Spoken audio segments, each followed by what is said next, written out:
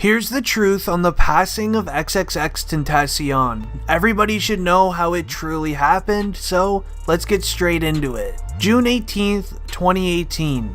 XXXTentacion's day starts by hopping in his all-custom, blacked-out BMW i8 and heads to the Bank of America to withdraw cash for a new motorcycle purchase that he will be making later on in the day. At the Bank of America, XXXTentacion then withdraws $50,000 cash. He stuffs that cash in a Louis Vuitton pullover bag. While at the Bank of America, XXXTentacion was spotted by a group of men. These four men noticed X's all-black BMW and then saw him exit his vehicle and obviously knew exactly who he was, as you could pretty much notice XXXTentacion in a large crowd. Now these four men, named Dedrick William, Robert Allen, Michael Boatwright, and Trayvon Newsom, ended up tailing XXXTentacion's BMW i8 for the rest of the entire day. So after the trip to the bank,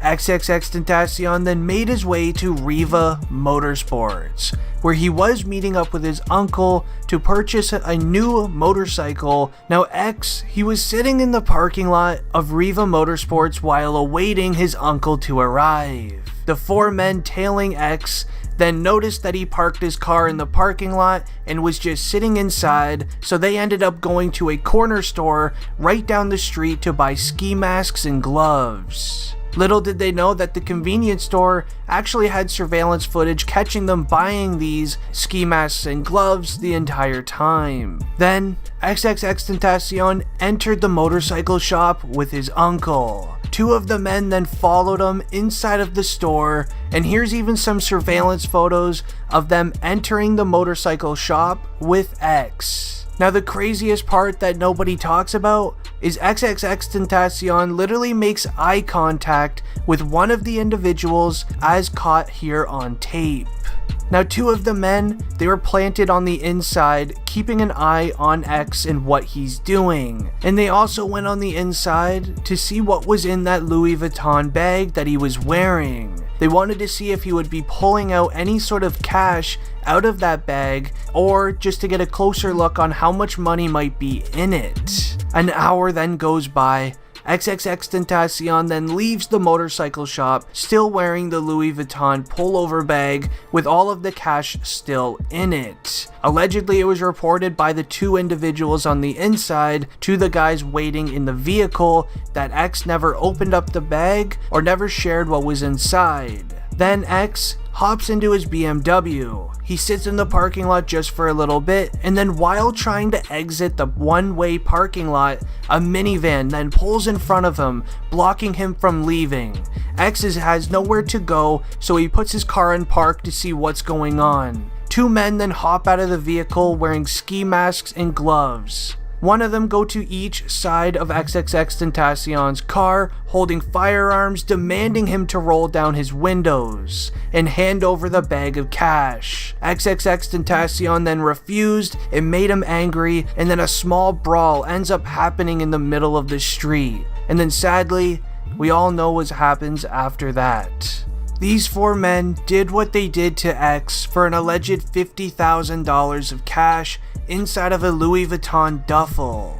Witnesses at the scene claim that these four men actually did end up getting away with the bag of money. But was it really worth it in the end? Sadly, I really wish X would have just gave up the bag, rather than just trying to defend himself inside of the car with two men near him. Little did these guys know that there were security cameras at each and every single stop that X made that day. And not to mention the security camera inside of the convenience store, where two of the men were literally seen without any face protection on them, so they were able to be caught clear as day. A big question was, why didn't XXXTentacion have security that day? And a main reason for it was that X was a rapper who didn't believe in needing security other than at concerts and things in that nature. He mentions it in many interviews that he likes to move around by himself and just have his group of friends because he doesn't need people to defend him. Now, the 4 people who did this to X, they were caught very fast by law enforcement. So it only took the law enforcement 1 month to catch all 4 of these men.